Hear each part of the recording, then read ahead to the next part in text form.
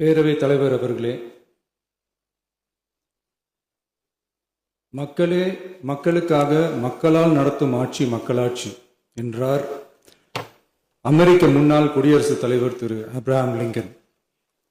இன்றைக்கு அமைந்துள்ள மக்களாட்சி மலர்வதற்கு மக்களிடம் உள்ள பெரும் எதிர்பார்ப்பு, அவர்களுடைய எதிர்பார்ப்புகளை இப்பேரவையின் கவனத்திற்கு கொண்டு வந்து அதனை செயல்படுத்துவதற்கான திட்டங்களை, சட்டங்களை அமல்படுத்த வேண்டிய பொறுப்பு இப்பேரவைக்கு உள்ளது.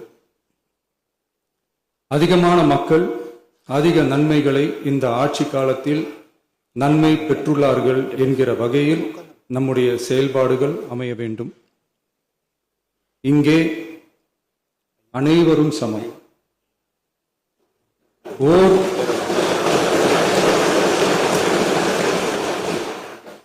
ஓர் உறுப்பினரை கொண்ட கட்சிகள் இங்கே இடம் பெற்றிருந்தாலும் அவர்களுடைய கருத்துகளுக்கும் அதிக எண்ணிக்கை பெற்ற தமிழக வெற்றிக் கழக உறுப்பினர்கள் தெரிவிக்கும் கருத்துகளுக்கும் சமமாகவே மதிப்பளிக்கப்பட்டு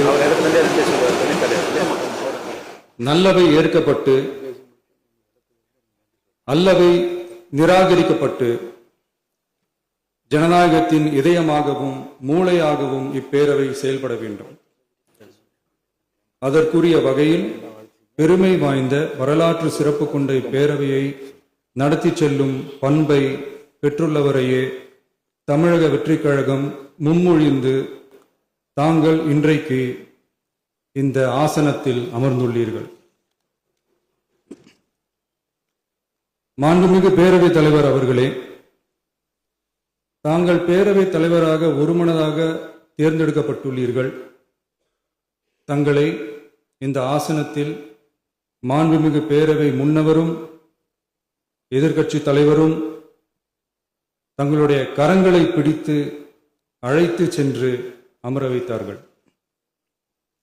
இந்த சம்பிரதாயம் எப்படி வந்தது என்று சொன்னால்,